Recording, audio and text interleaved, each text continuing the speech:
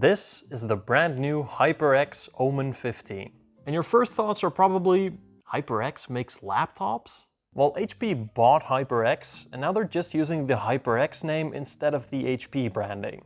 But this is their mid-range, budget-ish gaming laptop. And it looks quite promising. So let's find out if it's actually worth it. And please like and subscribe if you like these type of videos. From the outside, it looks about as basic as you can get. It has a fully black finish with this HyperX logo on the center and some exhaust vents on the back. So it looks pretty sleek. It does pick up fingerprints quite easily, but you can also wipe those off right away. Unfortunately, it is all plastic though. It doesn't feel super cheap or anything, but I would have preferred at least a metal top. Because of this, it does have above average deck flex, but it's not super noticeable in actual daily use.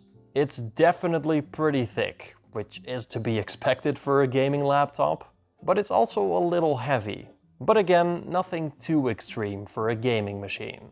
And a gaming machine it is. This model has a 14th gen Intel Core i7 and a pretty high wattage RTX 5060, as well as an odd RAM configuration. With the way RAM prices are right now, I wouldn't blame them for just ripping out an 8GB stick or two. Now you might be thinking, isn't the 14650HX a more than 2-year-old chip now? Well, yes. This laptop is basically just a refresh of a previous Omen 15 model with new branding and some slight improvements. But don't let that name fool you. This is still a very capable processor. And with a 115 watt TGP, that 5060 should also perform really well. But let's see if it actually has the cooling to back that up. The Omen 15 has a pretty good port selection, having basically everything you could ever need, as well as ports on the back. But I do think it's a very odd decision to have its only USB-C port on the back of the laptop, while most people are gonna want them on either the left or the right side. At least they also put its HDMI port at the back as well, and it's routed through the dedicated GPU. It's got a pretty damn large charging brick, which someone said looks like a vape apparently. And it uses a barrel plug connector, which some people like and some people really hate. But you can also bring a smaller brick with you, since it supports USB-C charging up to 100 watts. Now let's look at its keyboard. It's pretty large and has a numpad on the side, which some people might like. And it's got a 4-zone RGB backlight, which does allow for some pretty effects. And the keys themselves? They're quite good. They're both clicky and thumpy, but they're still quite silent. I don't really like the layout of this keyboard though. It does have full-size arrow keys, which is nice, but everything else is just jammed together. So when you want to press delete or another button on the end of the keyboard, you can't just blindly click it, because they all feel the exact same and are all right next to each other. I'm sure you'll get used to this after a while, but I did think it was pretty annoying. Moving down, we have its trackpad. And it is decently sized, so plenty of space to move around. But I personally don't really like when a trackpad is off-center. I mean, I keep touching it slightly while gaming or typing. It's made of plastic, and while it doesn't feel super premium,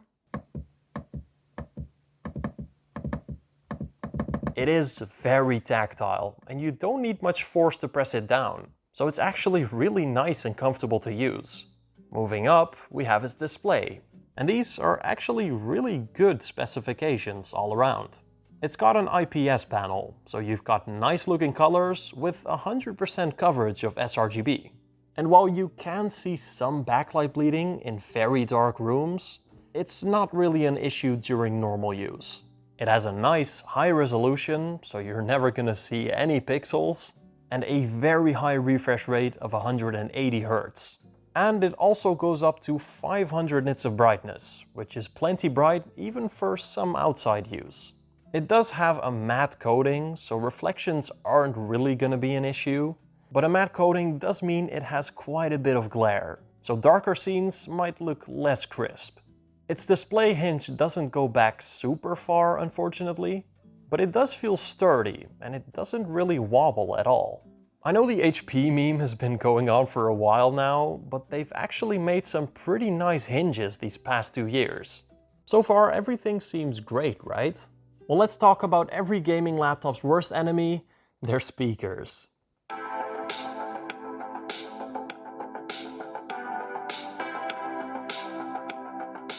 Yeah, the Omen 15 has some pretty bad audio. It does have decent clarity, so it can sound nice sometimes, but it seems to be completely lacking in bass, and it just doesn't get super loud. Overall, I'm pretty sure my phone speakers sound better.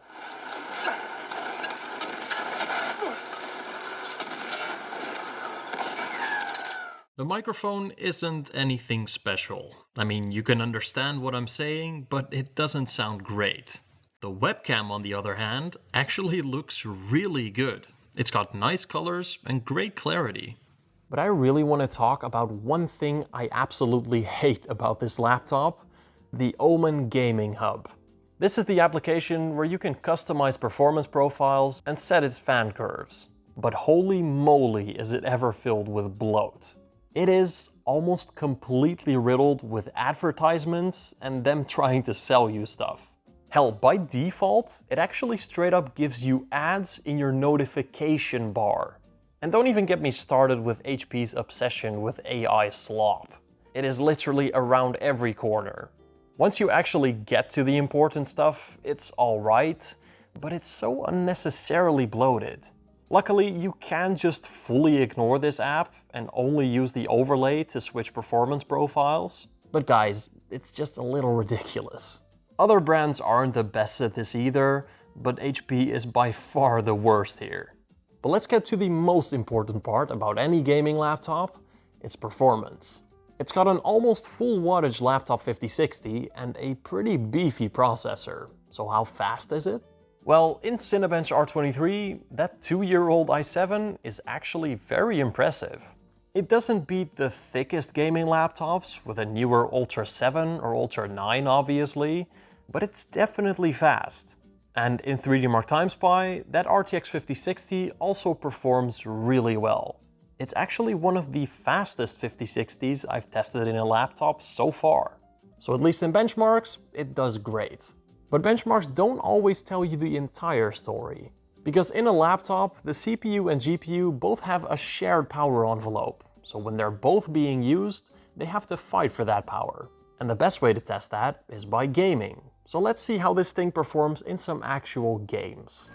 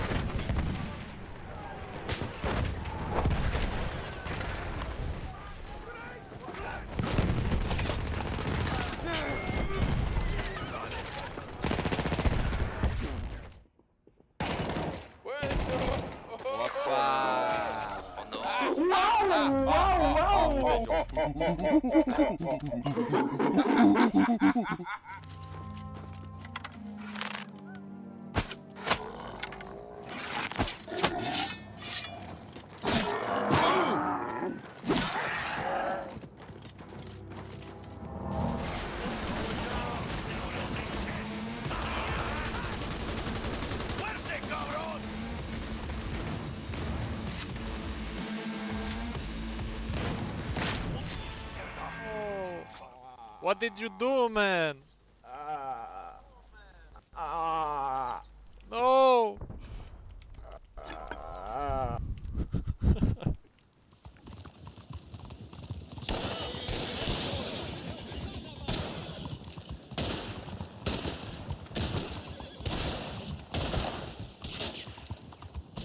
So surprise, surprise, the Omen 15, a gaming laptop, is pretty great at playing games.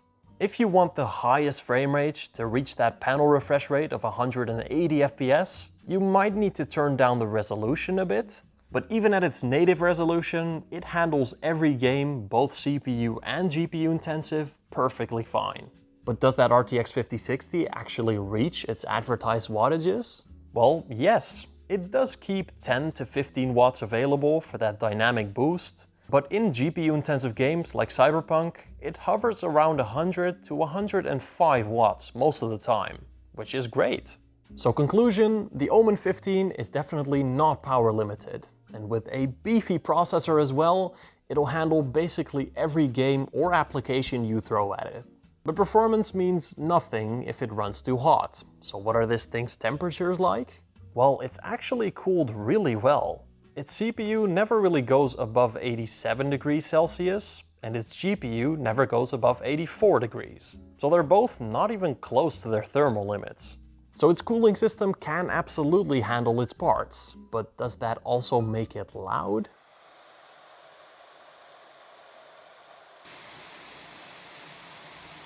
Well, yes, it can get a bit loud, but not any louder than your average gaming laptop. And you can just set the performance profile to that performance mode.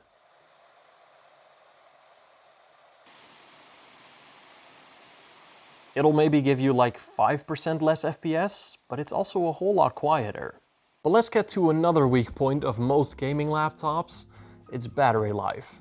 I tested its battery in two different scenarios, under light use and during gaming. In the light use test, I played a YouTube video until its battery died, with its display at 80% brightness, at 60 Hz, and with its dedicated GPU turned off. Yeah, it's pretty bad. Even if you lower this thing's screen to like 20% brightness, it barely lasts longer than 5 hours, which is not very good. The 14650HX is just not made for efficiency. It's an older processor without any low power efficiency cores, so it's gonna use quite a bit of power on battery. This thing was mainly made for performance, not efficiency. In the gaming test, I played Minecraft until this battery died, with the same settings as before. And you weren't expecting much here, were you? If you're gonna use this thing for school or in a classroom, I would recommend bringing your charger with you. But thick gaming laptops do have extra internal space for modular components. So how upgradable is the Omen 15? Well, very. It has fully upgradable RAM and actually comes pre-installed with a single 24GB stick, which I thought was pretty odd. So you can just buy a second 24GB stick and go straight to 48. It also has two M.2 SSD slots, so storage upgrades are very easy. And it also has a Wi-Fi card slot, so basically everything is upgradable. So all in all, this laptop seems to be pretty great. But let's ask the question that no one really wants to ask: how much does it cost? Well, this spec with an RTX 5060 is almost 1700 euros in Europe, which is quite a lot. There are cheaper models with an i5 and an RTX 5050, and those are a lot cheaper. But who wants an RTX 5050? In the US, I found this slightly different model with also an RTX 5060, but a slower AMD processor. And it's definitely priced a bit better, but 1400 bucks is still quite a lot. Other laptops with these similar specs and a 5060 can frequently be found for around 1100 to 1200 bucks. And yes, the Lenovo LOQ is worse in some aspects, and the Asus TUF A14 is just a smaller laptop in a different category, but that is what this laptop is competing with, and those options are a whole lot cheaper. So here comes the big question. Is the 2026 Omen 15 worth it? Well, it is quite a good laptop. It performs great and can handle basically everything you throw at it. It has a pretty and fast IPS panel. It's got a large keyboard with a numpad for those who want it. And it's basically just your average gaming laptop. But it's currently just not priced well compared to the competition.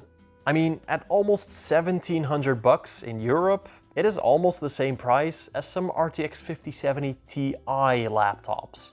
And a fully plastic body at 1700 bucks is just not okay. I mean, you can get a Zephyrus around that price, which is one of the best built Windows laptops you can buy. And last year's Omen 16 is for some reason boatloads cheaper than this thing. So I would just buy that one if you can. But look, RAM prices and basically everything else is just horribly priced right now. This model is likely just very expensive because it's releasing in the middle of a RAM-pocalypse. But I can't predict the future, so I don't know how it's going to be priced in like a year from now. So look, here's my advice. The Omen 15 is a great all-round gaming laptop. And if you can find it for like $1,000 to $1,100, I do think it's a pretty good option. But until it reaches those prices, there are a lot of options that are definitely more worth it. And that's about it. I'll see you all in the next video. Bye bye. Last too long, Ortiz one. No side, idiot orange, no side, orange, no side, orange, no side, orange, no side, bitch!